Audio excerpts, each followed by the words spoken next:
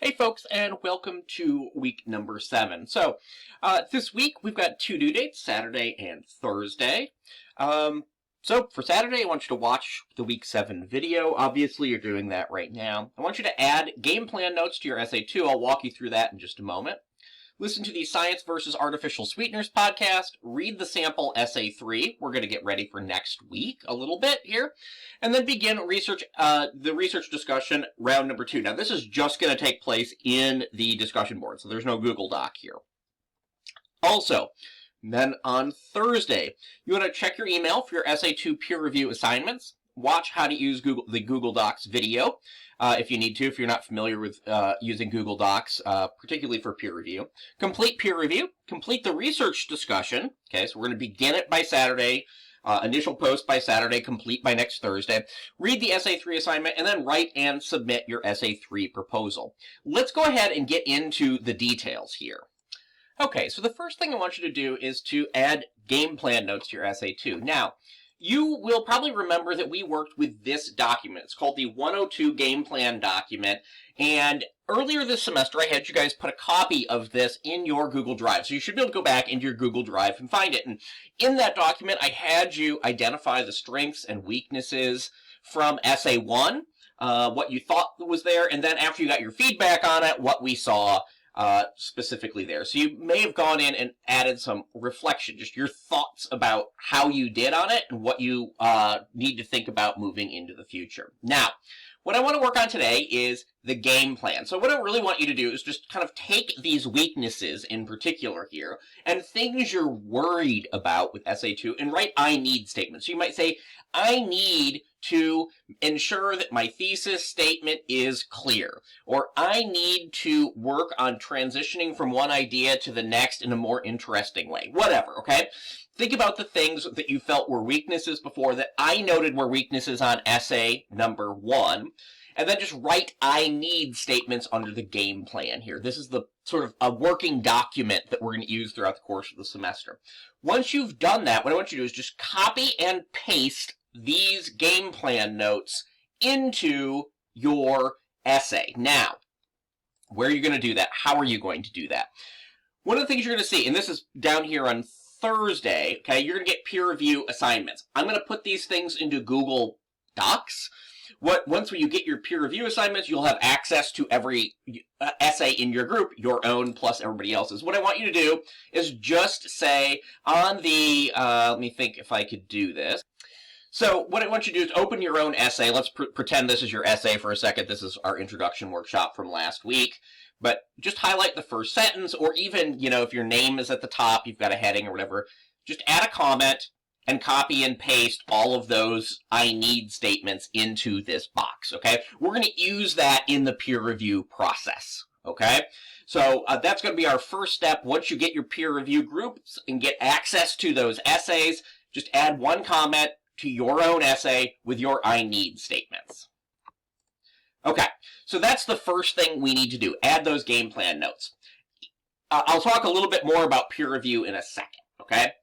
After that, I want us to start focusing on what research really is. This is going to be the goal of essay 3, is to learn what research is. We've all written research papers before. I'm not suggesting that we haven't, but research papers of the sort that I want us to do here are going to be different from what we've been asked to do. Your teachers have always taught you how to write a paper, not how to do research, and those are two somewhat different things. So we are going to actually focus on doing the research, and then writing a paper around it, rather than writing a paper that says X is the case and here's all the proof for it, okay? So what I want us to do to start with, there's a podcast here. That's a podcast called Science Versus. The specific episode I want you to listen to is Artificial Sweeteners. It's always science versus something. And the idea of this podcast is try to answer or question common myths about everyday things and to look and see what the science says about them. This is a direct link to the audio. If you click it, you'll just get an MP3. You can play it right here in your web browser. If you want to be able to listen to this while you're driving, while you're working out, whatever, you can click the link to the Science Versus website and then download the episode to your phone, for example, okay? So I just give you two links to to the artificial sweeteners one, depending on how you want to listen to it. If you just find sitting at your computer, that's great. If you want to listen to it while you're driving or working out or taking a walk or whatever, that's fine too. It's about 40 minutes, so there is a little bit of time you need to dedicate to this. And then I want you to read the sample essay 3. I'm giving you guys this early, partially so that you can sort of use this as a frame of reference, and partially because the research discussion here, and we're going to start research discussion. What I want is by Saturday you to get an initial post in this discussion board, and I want you to complete that discussion, i.e. respond to your classmates by next Thursday. Okay? There are 3 groups here, and I will double check to make sure that we've got enough people in each group. But you should be in good shape there. Same groups we used for the earlier discussion. Okay? This discussion question, you'll see it when you go in here, actually asks you to think about the Science Versus podcast and the sample essay 3. So these things tie together. Okay? Now, that's our work for Saturday, okay? So we're going to listen to the podcast, we're going to read the sample, we're going to begin the research discussion, and of course you're going to add those game plan notes to Essay 2. Now for next Thursday, okay, you want to be looking for your Essay 2 peer review assignments, and these should actually come out very quickly. You'll probably get them on Thursday the 3rd, maybe Friday the 4th at the latest. Okay, there's a quick video here on how to use Google Docs. You will get an email with a link to the Google Docs folder that you're going to use for peer review, with your essay and your peers' essays in it, and you will get an email that gives you instructions on what to do for peer review. Okay, and those instructions will guide you a little bit as to how to look at your peers' papers, what specifically to focus on, and then how to respond to their game plan notes as well. Okay? So, that's our peer review here. There's no links down here for it because it's going to show up in your email. So please check your Prairie State email account. Then, complete your research discussion. Again, we started that on Saturday. We're going to complete it for Thursday. And then read the Essay 3 assignment and write and submit the Essay 3 proposal. So let's go ahead and go down and take a look at this. All right?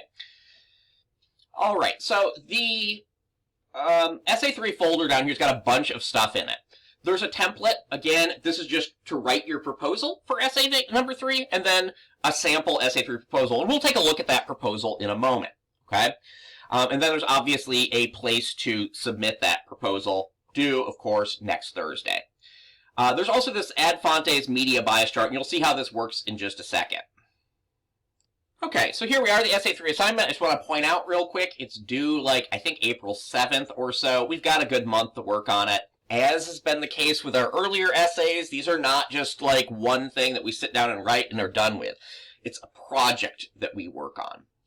The first 2 essays that we did were analytical pieces. We were looking at the credibility of scholarly sources, the credibility of popular sources. This is actually a research paper, and this is what I want us to start thinking about when it comes to research. So, the idea for this essay came to me as I started to see that people were sharing, and this is by Facebook, by Twitter, Instagram, all sorts of things, news stories and memes that were verifiably false. Or, more likely, they were clearly just an oversimplification of the actual story.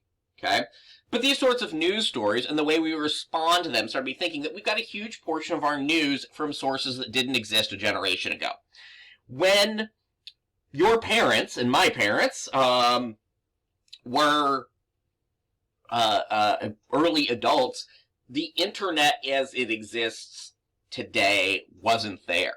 And the ability to spread news virally didn't exist. It was sort of watch the evening news, read the newspaper, talk to neighbors. That was being information literate. We've got access to a lot more information now, and that's a good thing. We can do a lot with it. But there are problems with it as well.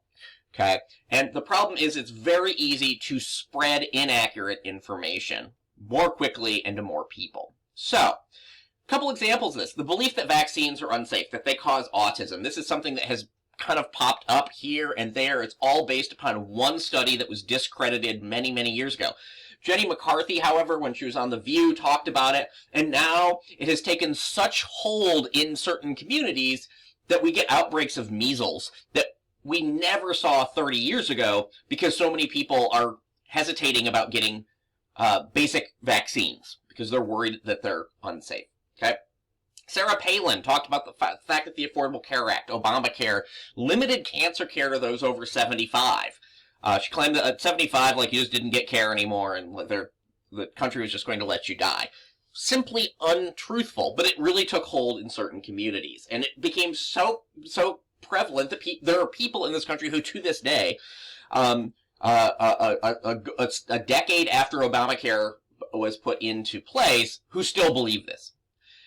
For Essay 3, I want you to investigate one of these types of claims. Okay, so if you have Facebook and Twitter and you have friends that post these sorts of things, okay, start looking at your own social media feeds. Okay, and I'll give you a couple examples here. If you don't have friends that do that, you can find a news website that acknowledges its bias. Okay, and what I want you to do is to take a look at the edges of the bell curve on the Ad Fontes media bias chart, and I'll show you that in a second. All right. Find a single article or a single meme that you think looks questionable. I want you to identify the claims made in the article, and then identify the claims you'd like to investigate in essay number 3. Okay? You're going to lay those claims out in your proposal. But your job in the essay is to determine whether or not the news, the information there is accurate by doing research. Okay? There's a bunch of criteria here I'll trust you to read. Okay? Don't choose something that's purely opinion. If it's like, we think Putin's going to do this next in the Ukraine. Okay? That's an opinion. It might be a very well-informed opinion. It may be an opinion backed up by historical evidence, but the bottom line here is we don't know whether... there's no way to research that. Okay? Don't choose something that we know is true or false inherently. Okay? Also, don't choose something that's been fact-checked by something like Snopes. If you do a search for this claim and you immediately find it on Snopes, and Snopes is a fact-checking website, someone's already done the research on this, and it's not that it's inherently problematic for you to do it, it's just that it's been done. And so there isn't really research work for you to do. Pick something that looks questionable to you that makes you go, that just doesn't seem likely. Okay? So that's Essay 3. I want to go back and take a look at the sample proposal. Okay. So we have a template here for the Essay 3 proposal. It's what's your research question? And that research question is going to be very simple. Is this piece of news accurate? Now, of course, you obviously need to explain what that piece of news claims. Now, in this case, in the sample, there's a meme that I'm trying to investigate here. This claim that the U.S. is third in murders throughout the world, but if you discount Chicago, Detroit, Washington, and New Orleans, the United States drops to 4th from the bottom on the same list. Coincidentally, these 4 cities also have the toughest gun laws in the United States. So there are a bunch of claims made in this meme, and this is the sort of thing that I want you to think about. This is the sort of piece of viral news that might show up in your social media feed, and if you're already inclined to believe this, you just go like, oh yeah, okay, and then continue repeating it to people, right? I could totally see someone saying like, oh yeah, obviously this is the case. Now, this meme is factually and wildly inaccurate. The parameters here lay out how I would go about doing the research to test this, what claims I am going to try to test. Okay? This is the sort of meme that might work. Now, if, for any reason, you don't have social media, your friends on social media don't ever post anything that makes claims like this, I recommended you use the Ad Fontes media bias chart. Okay, this is the static version of it. I'm going to actually give you the link to a non-static version. What this is it's a chart that identifies the bias of different media sources. Okay, I said work on the ends of the bell curve here. Okay, so on this end and on this end, things that this organization already says are somewhat inaccurate. Because if you're looking at ABC, BBC, NBC, MSNBC, even a fair chunk of Fox News, although people like to complain about its accuracy, they're substantially accurate. Okay? What you want to do is think about the ends here. So take a look at some of the sources over here. Big tip, Natural News is a great one if you're interested in medical things. Okay, that's everything for week 7. If you've got any questions, please don't hesitate to reach out.